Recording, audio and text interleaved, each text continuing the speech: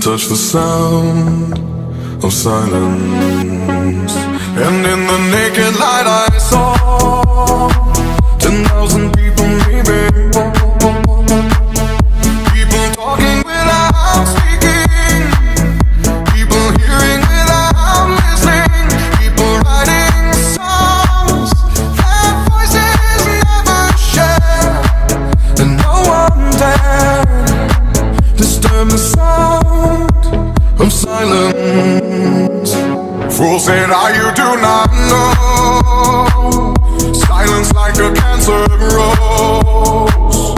Hear my words and I might teach you. Play my arms and I might reach you. But my words, like silent raindrops, fell and echoed in the wells of silence.